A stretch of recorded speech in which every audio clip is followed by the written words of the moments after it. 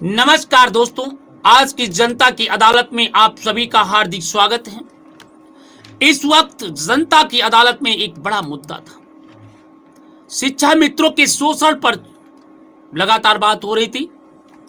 हमारे साथ इस बात को धर्मेंद्र जी ने कहा कि भाई धीरेन्द्र बहादुर सिंह ने कहा कि सर शिक्षा मित्रों की आवाज को कोई नहीं उठाता, इसलिए अब तक टीवी चैनल ने शिक्षा मित्रों की आवाज को बुलंद किया और शिक्षा मित्रों को एक लाभ भी मिलने का अवसर मिला। 1.42 लाख शिक्षा मित्रों की आवाज जारी की गई और आपको बताते चलें 1.42 लाख शिक्षा मित्रों को नए साल को तोहफा, शासन से तबादले का आदेश जारी। यूपी के 1,42,000 शिक्षा मित्रों को योगी सरकार ने नए साल पर तोहफा दे दिया है। मूल या समीप के स्कूल में तबादला करा सकेंगे। बताया गया उत्तर प्रदेश में प्राथमिक शिक्षक संघ और तमाम शिक्षा मित्रों के आंदोलन के बाद सरकार ने एक नया आदेश जारी किया।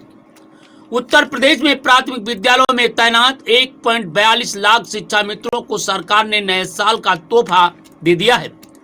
ये लोग मूल या समीप के स्कूल में तबादला करा सकेंगे। इसके लिए शिक्षा मित्रों लंबे समय से इंतजार कर रहे थे। इसके लिए शासनादेश जारी कर दिया गया है। भारत तय हो गया है। डीएम की अध्यक्षता में एक कमेटी बनाई जाएगी। शासनादेश में कहा गया है पुरुष शिक्षा मित्र या फिर विवाहित महिला शिक्षा मित्र को वर्तमान में कार्यरत विद्यालय में तैनात रहने अथवा मूल विद्यालय में पद रिक्त होने की स्थिति में ग्राम सभा, ग्राम पंचायत, वार्ड में संचालित विद्यालयों में रिक्त शिक्षा मित्र पदों के प्रति पदस्थापित किए जाने के संबंध में उनके द्वारा विकल्प दिए जा सकेंगे। आपको बताते चलें इन नियमों के तहत उनका तबादला हो जाएगा। विवाहित शिक्षा मित्र को अपने वर्तमान में कार्यरत विद्यालय में तैनात रहने अथवा मूल विद्यालय अथवा उसी या अन्य जनपद में पति के घर में निवास प्रमाण पत्र के आधार पर की ग्राम सभा, ग्राम पंचायत, वार्ड में स्थित परिषदीय प्राथमिक विद्यालय में रिक्त शिक्षा मित्र के पद के प्रति पदस्थापित किए जाने का विकल्प दिया सकेंगे। जिन शिक्षा मित्रों द्वारा अपने कार्यरत विद्यालय में ही पदस्थापित किए जाने का ही विकल्प दिया जाता है तो ऐसे आवेदक पत्रों पर किसी कार्यवाही की आवश्यकता नहीं होगी। बिंदु संख्या 3 के अतिरिक्त स्थानांतरण समायोजन के प्राप्त आवेदन पर्ची के आधार पर ही जिला स्तरीय गठित समिति द्वारा निर्धारित भारत एवं रिक्त के सापेक्ष में शिक्षा मित्रों पद पर शिक्षा मित्रों के स्थानांतरण समायोजन की कार्रवाई राष्ट्रीय सूचना विज्ञान केंद्र NIC लखनऊ द्वारा विकसित सॉफ्टवेयर पोर्टल से ऑनलाइन प्रणाली द्वारा जनपद स्तर पर की जाएगी। जिला बेसिक शिक्षा अधिकारी एवं खंड शिक्षा अधिकारी के दायित्व मानव संपदा पोर्टल के डाटा के आधार पर ऐसे परिषदीय प्राथमिक विद्यालय कक्षा 1 से 5 तक, कंपोजिट विद्यालय कक्षा 1 से 8 तक जहां शिक्षा मित्र कार्यरत न हो उनमें शिक्षा मित्रों की 2 रिक्तियां चिन्हित की जाएंगी। जहां एक शिक्षा मित्र कार्यरत हो वहां एक शिक्षा मित्र की रिक्त चिन्हित की जाएगी। बताया कि शिक्षा मित्रों की अब जगह निकाली जाएगी और बताएंगे कि वहां पर भी अब होगा। तो दोस्तों जरा देखिए, जरा हम आपको और बताते चलेंगे इस वक्त की बड़ी खबरों के साथ, क्योंकि हम बहुत चीजें आपको बताना चाहते हैं। जरा आपको बताते चले, लखनऊ में बदसलूकी का आरोप लगाकर व्यापारियों ने थाने में जमकर हंगामा काट रहे हैं। ये मामला राजधानी में शुक्रवार को जानकीपुरम पुलिस और व्यापारियों के साथ बदसलूकी का मामला सामने उजागर हुआ है। बदसलूकी के आरोप में जनहित उद्योग व्यापार मंडल के व्यापारियों ने थाने के सामने बैठकर प्रदर्शन किया। हंगामा घंटों चला। इसके बाद पुलिस अधिकारियों ने व्यापारियों से वार्ता कर मामले को शांत करा दिया है। आप देख रहे हैं अब तक टीवी चैनल। तो दोस्तों देखते रहिए, बने रहिए, क्योंकि हम आपको बताते चलें, क्योंकि लगातार अब तक टीवी न्यूज चैनल की विशेष खबरों के लिए बस दोस्तों डायल कीजिए 9454325236 9454325236। अब जरा देखिए, इसमें कड़ाके की ठंड हो रही है और इस ठंड से बचने के लिए यूपी के इस जिलों में 8वीं तक सभी स्कूलों को बंद किया गया। डीएम ने जारी कर दिया है आदेश, और इस आदेश पर क्या हो रहा है जरा सुनिए। जिला अधिकारी ने कहा कि 8वीं तक के विद्यालयों में 6 जनवरी तक बंद रहेंगे। इन विद्यालयों की अवहेलना करने पर, अगर इस आदेश की अवहेलना विद्यालय करते हैं तो उनके खिलाफ कठोर कार्रवाई भी की जाएगी। जिला अधिकारी ने कहा कि 8वीं तक के विद्यालयों को 6 जनवरी तक बंद रहेंगे। इस आदेश की अवहेलना करने पर विद्यालय के विरुद्ध दंडात्मक कार्रवाई की जाएगी।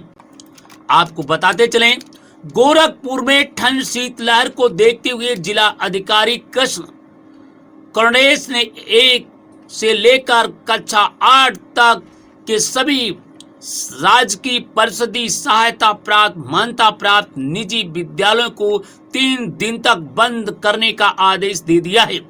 जिला अधिकारी ने कहा कि 8वीं तक विद्यालय को 6 जनवरी तक बंद रहेंगे।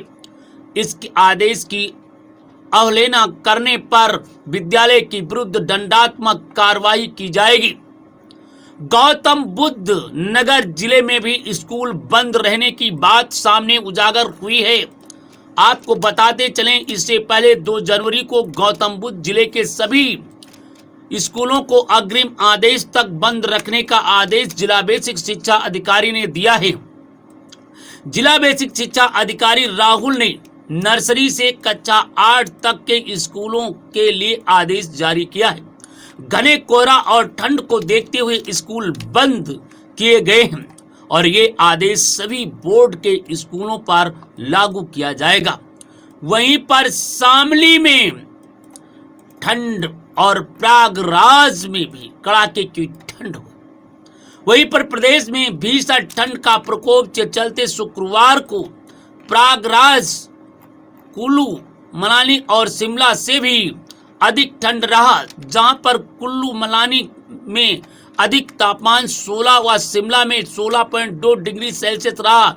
वहीं पर प्रयागराज का अधिकतम तापमान 12.6 डिग्री सेल्सियस रहा। इतना ही नहीं, उत्तर प्रदेश में प्रयागराज दूसरा सबसे अधिक ठंडा रहा। वहीं पहले नंबर पर सर्दी के मामले में बहराइच रहा।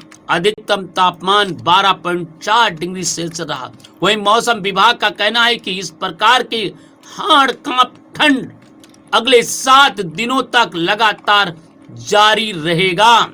आप देख रहे हैं अब तक टीवी चैनल और इस वक्त की हम आपको पूरी खबरें दिखा। तो जरा देखिए, जरा गौर करिए और हम आपको बताते चलें। जरा सुनिए इस वक्त की सबसे बड़ी खबर है। उत्तर प्रदेश में कड़ाके की ठंड को देखते हुए कि सीएम ने किया रैन बसेरा का लोकार्पण। बोले अंतिम पायदान के व्यक्ति तक सुविधा पहुंचाने का प्रयत्नशील है सरकार। सीएम योगी आदित्यनाथ गोरखपुर के ट्रांसपोर्ट नगर में बनाए गए रैन बसेरा का लोकार्पण किया। मुख्यमंत्री ने कहा कि प्रदेश भर में जरूरतमंद लोगों को भीषण ठंड से बचने के लिए राजस्व विभाग के माध्यम से सभी जिलों में जिला अधिकारियों को निर्देश किया गया है कि कंबल वितरण के लिए प्राप्त धनराशि जारी की गई है।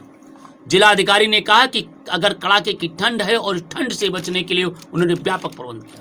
मुख्यमंत्री योगी आदित्यनाथ ने कहा कि किसी भी सभ्य समाज का अंतिम पायदान के व्यक्ति तक सुविधा उपलब्ध कराने का प्रयास होना चाहिए। सरकार इस दिशा में पूर्व प्रतिबद्ध और प्रयत्नशील है। सरकार ने कहा कि भीषण शीतलहर में कोई भी व्यक्ति खुले में सोने और ठंड से ठिठुरने का मजबूर न हो, इसके लिए आश्रय गृहों की व्यवस्था की गई है। कंबल वितरण सहित आवश्यक इंतजाम किए गए हैं। सीएम योगी शुक्रवार को ट्रांसपोर्ट नगर निगम द्वारा 2,17,00,000 रुपए की लागत में बनाए गए नवीन आश्रय गृह रैन बसेरा का लोकार्पण करने और गरीब असहायों के बीच कंबल व भोजन पैकेट वितरण के बाद उपस्थित जनसमूह को संबोधित कर रहे थे। वैदिक मंत्रों के साथ मंत्र उच्चारणों के साथ बीच रैन बसेरा का लोकार्पण और वहां उपलब्ध सुविधाओं का निरीक्षण करने के बाद मुख्यमंत्री ने कहा कि भीषण शीतलहर और आश्रितहीनों को आश्रय मिल जाए, यह सबसे बड़ा पुष्प कार्य है। पोस्टपार्ड नगर के रैन बसेरे से पहले शहर के कई गृहों से संचालित किए जा रहे थे। आपको बताते चले, कंबल वितरण के लिए हर जिले में पर्याप्त धनराशि जारी किया गया है। मुख्यमंत्री ने कहा, प्रदेश भर में जरूरतमंद लोगों को भीषण ठंड से बचने के लिए राजस्व विभाग के माध्यम से सभी जिलों में कंबल वितरण के लिए पर्याप्त धनराशि जारी किया गया है। हर जिले में जनप्रतिनिधियों के सहयोग से पर्याप्त संख्या में कंबल वितरण हो रहे हैं। इसमें धर्मार्थ संस्थाएं भी आगे आई हैं। यह सबकी जिम्मेदारी होती है कि हम हर जरूरतमंद व्यक्ति को विपद में उसका साथ खड़े हों। सीएम ने कहा कि कुछ दिन तक शीतलहर का दौर जारी रह सकता है। ऐसे में हम स्वास्थ्य जीवन के लिए सभी को सावधान और बचाव के उपाय के प्रति प्रेरित रहने की जरूरत है। सीएम योगी आदित्यनाथ ने कहा कि खुले में कोई न सोए, इससे नागरिकों को देखें कि कोई भी व्यक्ति खुले आसमान में न सोने पाए। मुख्यमंत्री ने कहा कि शासन प्रशासन ने आश्रित गृहों की व्यवस्था की है। खुले के आसमान के नीचे, सड़कों किनारे, फुटपाथ पर खुले में न सोएं, या देखना जनप्रतिनिधियों और नागरिकों की भी जिम्मेदारी है। यदि कोई बाहर आए आर्थिक रूप से कमजोर व्यक्ति, मानसिक रूप से अव्यवस्थित व्यक्ति या शहर में काम की तलाश में आए कामगार मजदूर, रिक्शा वाले खुले में सोते मिले तो पूरी तरह संवेदना से आश्रय गृह पहुंचाने की पहल होनी चाहिए। मुख्यमंत्री योगी आदित्यनाथ ने कहा कि आपदा के समय भीषण सर्दी, बाढ़, भीषण गर्मी जैसी परिस्थितियों में आश्रय गृह बेहद उपयोगी साबित होते हैं। इस अवसर पर उन्होंने सुरक्षा को ध्यान को सर्वोपरि बताते हुए कहा, पुलिस प्रशासन तो सुरक्षा की जिम्मेदारी उठा रही है, समाज के लोगों को भी उनसे मिल चल करके इस बात को उठाना चाहिए। समाज के लोग भी देश के दुश्मनों से सावधान रहना होगा। जो बच जाएं उन्हें भी उपलब्ध कराएं कंबल।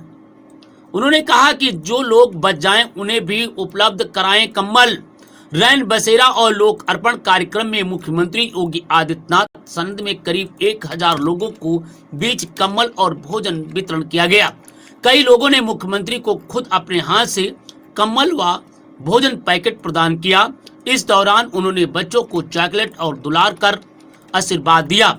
मुख्यमंत्री योगी आदित्यनाथ ने नगर निगम के अधिकारियों को निर्देशित किया कि जो लोग भी हैं कंबल पाने से बच जाएं, उनके नाम नोट कर लिया जाए। कार्यक्रम के बाद उन तक भी कंबल पहुंचाना सुनिश्चित किया जाए। इस अवसर पर महापौर डॉक्टर मंगलेश श्रीवास्तव, एमएलसी एवं भाजपा के प्रदेश अध्यक्ष डॉक्टर धर्मेंद्र सिंह, विधायक विपिन सिंह, भाजपा महानगर अध्यक्ष राजेश गुप्ता, कालीवाड़ी के महंत रविंद्र दास, महानगर के कई पार्षद, जिला प्रशासन, पुलिस और नगर निगम के अधिकारी उपस्थित रहे। वहीं पर कंबल वितरण के दौरान मुख्यमंत्री योगी आदित्यनाथ की नजर मोतीपुर से आई अनीता रानी और उनके साथ व्हील चेयर पर बैठे उनकी पुत्री 11 वर्षीय अजीत पर पड़ी तो उन्हें भावुक हो गए। उन्होंने यह पूछने पर कि बच्चे को क्या हो गया तो अनीता ने बताया कि बचपन में न्यूरो का प्रॉब्लम होने से अजीत चल फिर या बोल नहीं पाता है। इस पर मुख्यमंत्री ने कहा कि डॉक्टर को दिखाइए, इलाज कराइए, हर संभव मदद की जाएगी। आप देख रहे हैं अब तक टीवी चैनल और इस वक्त हम आपको राजधानी सहित पूरे उत्तर प्रदेश की जनता की अदालत में खबरों के साथ रूबरू हो रहे हैं। तो दोस्तों रूबरू हो जाइए और बात कीजिए हमारे साथ, क्योंकि 9454325236 पर 9454325236 पर फोन कीजिए और निश्चित रूप से हम आपकी हर समस्या का समाधान करेंगे। तो दोस्तों क्योंकि लगातार कड़ाके की ठंड हो रहा है और इस ठंड से बचने के लिए कृपया आप घर के बाहर निकले तो कृपया थोड़ा आराम से निकलिए और किसी भी प्रकार की असुविधा होने पर निकट में जाइए। आपको बताइए कबाड़ी बना नकली नोटों का सौदागर, आपको बताते चले कबाड़ी बना नकली नोटों का सौदागर, तबीज बनाने से हुआ नाम, बन गया मदरसा संचालक, देने लगा दवाइयां। आपको बताते चलें इस वक्त की बड़ी खबर है, श्रावस्ती में चोरी का सामान खरीदने वाला एक कबाड़ी देखते ही देखते नकली नोटों का सौदागर बन गया। ताबीज बनाने के नाम से तो मदरसा संचालक बन बैठा। नूर बाबा का पर्दाफाश, किस तरीके से नूर बाबा की काली करतूतें इस समय सामने आई। हमारे संवाददाता ने जानकारी देते हुए बताया कि यूपी के श्रावस्ती में राप्ती नदी के कचरा में बसे लक्ष्मणपुर गंगापुर निकला युवक पहले कबाड़ी फिर मौलाना बाद में मदरसा संचालक बन गया। इस दौरान जहां उसने खूब दौलत व शोहरत कमाया, वहीं खुद को अपने धंधे को भी दमदार करने के पीछे नहीं रहा। इतना ही नहीं, दानी तालीम और की आड़ में ना सिर्फ अयासी किया बल्कि कपड़े जाने वाले निकाह पर दाग धोने का भी प्रयास किया। आपको बताते चले, जरा देखिए इसकी काली करतूतों की चर्चा कब उठी, जरा सुनिए। मलाहीपुर थाना क्षेत्र के लक्ष्मणपुर गंगापुर गांव के मौजूदा आवासीय मदरसा दारुल उलूम फर्रुन नबी आज देश व प्रदेश में चर्चा का विषय बन गया। उसे सुर्खियों में लाने का असगर अली का तीसरा बेटा मुबारक अली उर्फ नूर बाबा की कहानी भी इस फिल्म की कहानी से कम नहीं।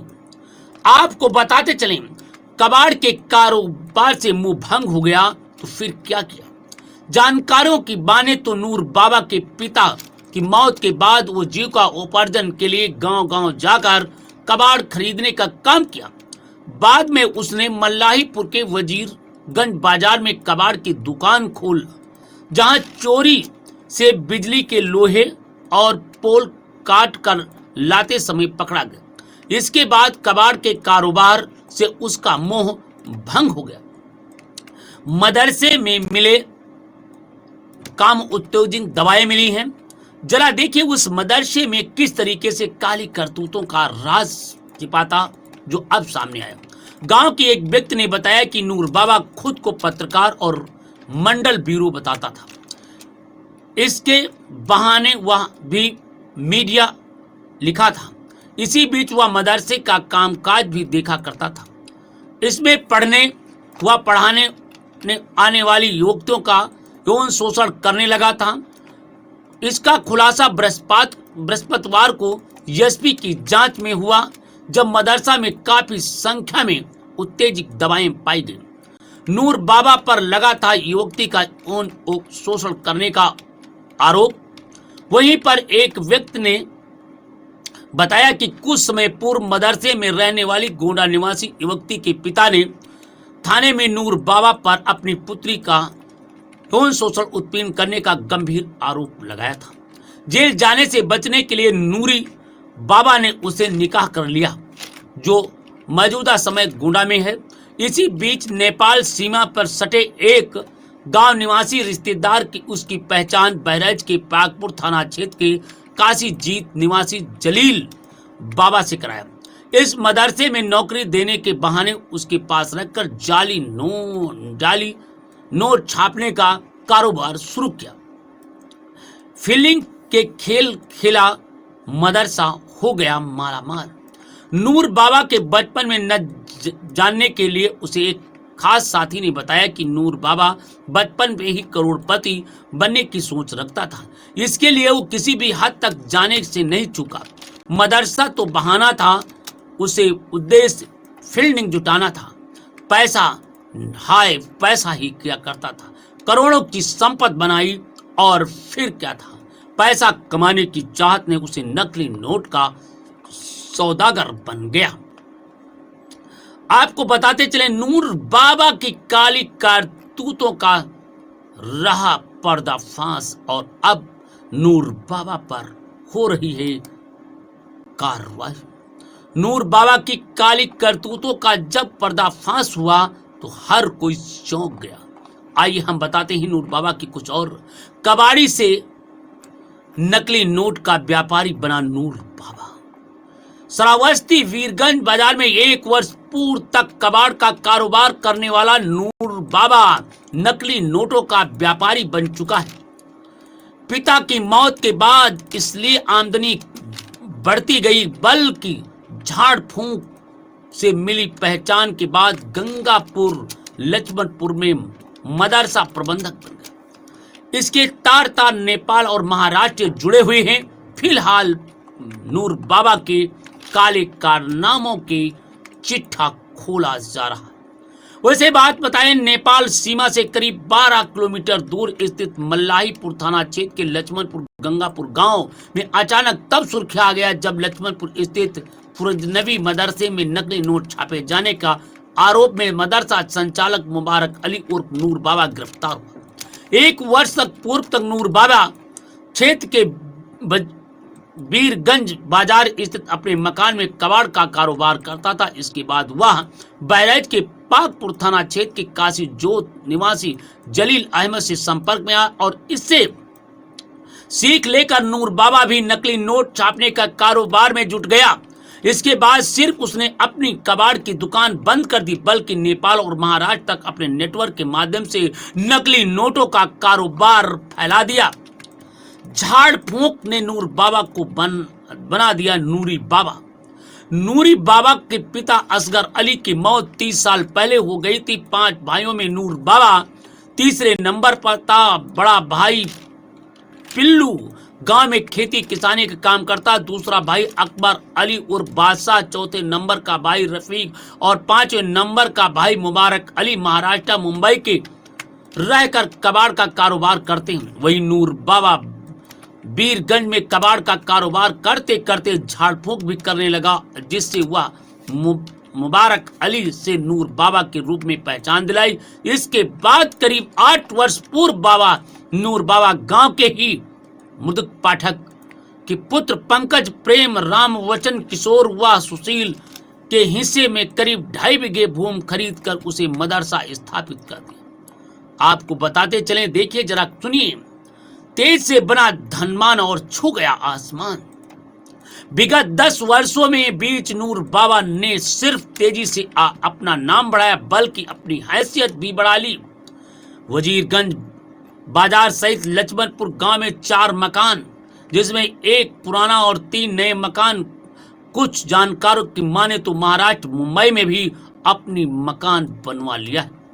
नेपाल और महाराष्ट्र जुड़े होने के तार भी बताए जा रहे हैं। नूरी बाबा के रिश्तेदार नेपाल सीमा पर सटे भरथा, शेरगढ़ सहित नेपाल में भी हैं।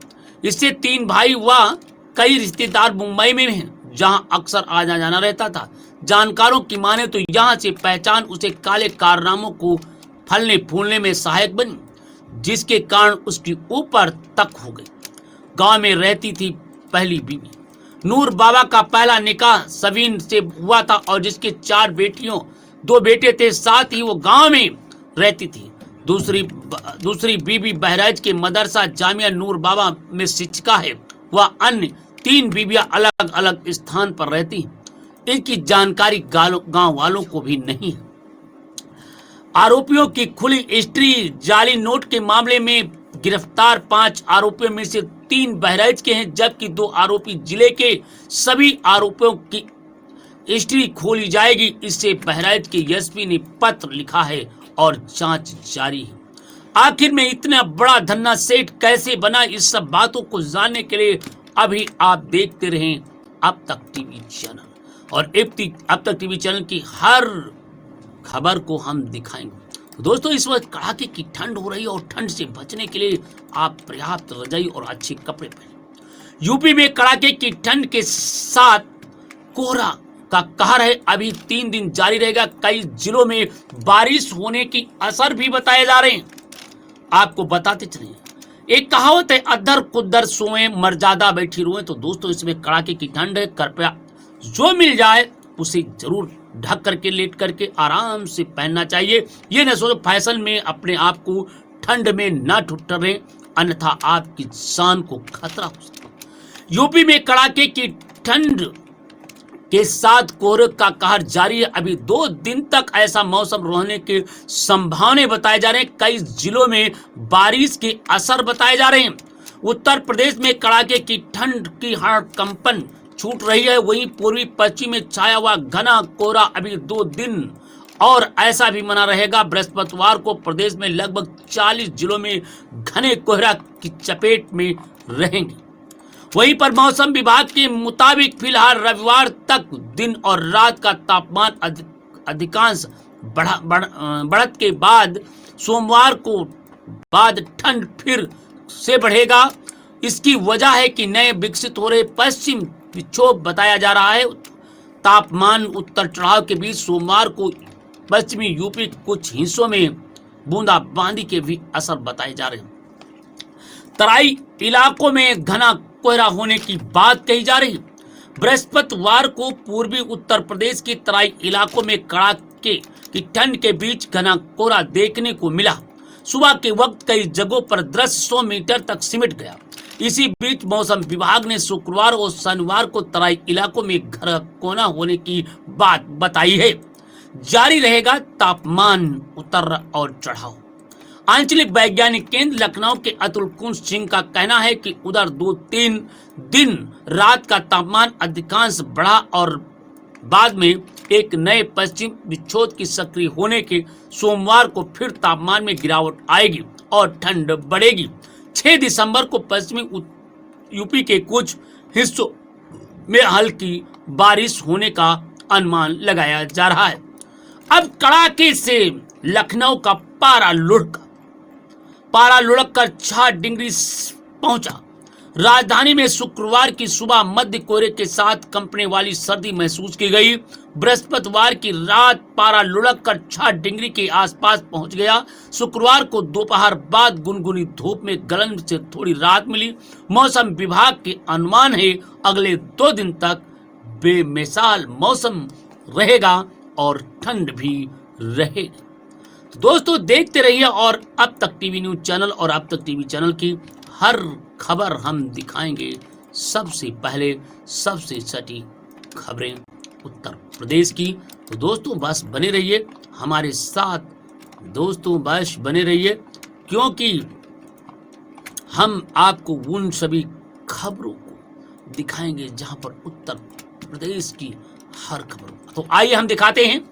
भाजपा विधायक और पुलिस में ठनी, गैंगस्टर के आरोपी की गिरफ्तारी पर जताई नाराजगी, ठंड में गरमाई सियासत। इस वक्त भदोही से हमारी संवाददाता ने जानकारी देते हुए बताया कि उत्तर प्रदेश में भाजपा विधायक और पुलिस में ठनी, गैंगस्टर के आरोपी की गिरफ्तार पर जताई नाराजगी, ठंड में गरमाई सियासत। और आपको बताते चले, जरा गौर करिए, सुनिए। पूर्व विधायक विजय मिश्रा के करीबी और औरैया ब्लॉक के पूर्व ज्येष्ठ ब्लॉक प्रमुख नंदलाल पांडे को पुलिस ने सरपता स्थित कलेक्ट्रेट से गिरफ्तार कर लिया। गैंगस्टर एक्ट में दर्ज मुकदमे में पुलिस ने ये कार्रवाई की। इस गिरफ्तारी से करीबियों में खलबली मच गई। पूर्व उप प्रमुख की जमीन हड़पने को लेकर जालसाज समेत कई मुकदमे भी दर्ज थे। ज्ञानपुर के औराई विधायक दीनानाथ भास्कर ने गैंगस्टर आरोपी पूर्व विधायक विजय मिश्रा के करीबी एवं पूर्व उप ब्लॉक प्रमुख नंदलाल पांडे की गिरफ्तारी को असंवैधानिक और गैर जवाबी बताया। शुक्रवार को सोशल मीडिया पर उनकी पोस्ट ने खलबली मचा दिया। इस मामले में उन्होंने साजिश से गिरफ्तार करने का आरोप तो पुलिस ने जवाब में विधायक के समर्थकों को जिले की सियासत कड़ाके के ठंड में गरमा दिया है। आरोप है, क्या दबाव में काम कर रही है? क्या पुलिस की कार्रवाई को प्रभावित किया जा रहा है? अगर नहीं तो भदोही पुलिस अपने सम्मान के लिए विधायक को मुकालबा का जवाब दे। अब जरा देखिए, श्री नंदलाल पांडे व उनकी पत्नी के खिलाफ पूर्व में किए गए एफआईआर तथा गैंगस्टर की कार्रवाई गैर जायज है और असंवैधानिक षड्यंत्र है कि तहत प्रतिशोध की कार्रवाई से पुलिस मिलकर कराई जा रही, जो घोर निंदा करता हूं।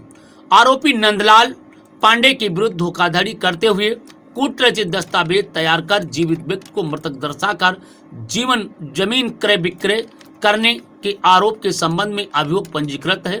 पुलिस साक्ष्य संकलन के आधार पर विवेचना प्रचलन कर कार्रवाई की जा रही है। इस तरीके के आरोप प्रत्यारोप की बड़ी बड़ी कार्रवाई की बात कही जा रही है। सुनिए, वहीं पर औराई के अमावा निवासी नंदलाल पांडे के खिलाफ कुछ माह पूर्व पुलिस ने कूटरचित दस्तावेज और मृतक को जिंदा दिखाकर बैनामा करने के मामले में मुकदमा दर्ज किया था। 2 दिन पूर्व पुलिस ने गैंगस्टर का मुकदमा दर्ज किया और बीते गुरुवार को कलेक्टर के मुख्य गेट से गिरफ्तार कर लिया। वहां औरई विधायक को काफी करीबी माने जा रहे थे। शुक्रवार को औराई विधायक दीनानाथ भास्कर पूर्व उप ब्लॉक प्रमुख की गिरफ्तारी के खिलाफ खुलकर आ गए। उन्होंने फेसबुक, ट्विटर जैसे सोशल मीडिया प्लेटफॉर्म पर पुलिस पर हमला बोल दिया। लिखा कि यह गिरफ्तारी असंवैधानिक और गैर वाजिब है। षड्यंत्र के तहत प्रतिशोध पर कार्रवाई पुलिस से मिलकर की जा रही है। उनकी इस टिप्पणी पर पुलिस पार्टी के किसी नेता के खिलाफ की गई थी। हालांकि पुलिस ने इसका जवाब भी दे दिया है। पुलिस ने कहा कि आरोपी नंदलाल पांडे ने धोखाधड़ी करते हुए कूटरचित दस्तावेज तैयार कर जीवित व्यक्ति को मृतक दिखाकर बैनामा कराया है। पुलिस ने साक्ष्य संकलन के आधार पर निष्पक्ष कार्रवाई की है। विधायक दीनानाथ भास्कर ने कहा कि नंदलाल पांडे की गिरफ्तारी का वह विरोध करते रहेंगे। उन्होंने कहा कि इस तरीके की कार्रवाइयों से जम करके बात हो रहा। अब आइए हम देखते हैं इस वक्त की बड़ी खबर है और हम आपको भदोही में सभासदों ने खोला मोर्चा। इस वक्त की बड़ी खबर है, भदोही में सभासदों ने खोला मोर्चा। चेयरमैन और ईओ के खिलाफ भ्रष्टाचार का आरोप, काली पट्टी बांध कर प्रदर्शन किया जा रहा है। इस वक्त की बड़ी खबर है, भदोही के खमरिया में नगर पंचायत के चेयरमैन और ईओ के साथ सभासदों की तानातानी बढ़ गई है। सभासदों ने कुछ दिन पहले ही बोर्ड बैठक में पारिश्रमिक लौटा दिया था और वहीं नगर पंचायत में व्याप्त भ्रष्टाचार को लेकर सभासदों ने काली पट्टी बांधकर अनिश्चितकालीन धरना शुरू कर दिया है। नगर पंचायत कार्यालय के सामने प्रदर्शन करे सभासदों का कहना है कि उनका प्रदर्शन आयुक्त के हस्तक्षेप तक जारी रहेगा। आप देख रहे हैं अब तक टीवी चैनल और दोस्तों देखते रहिए छोटी बड़ी खबरों को देखने के लिए अब तक टीवी न्यूज चैनल के साथ जुड़े रहिए। नमस्कार, हम कल फिर होंगे हाजिर। नमस्कार।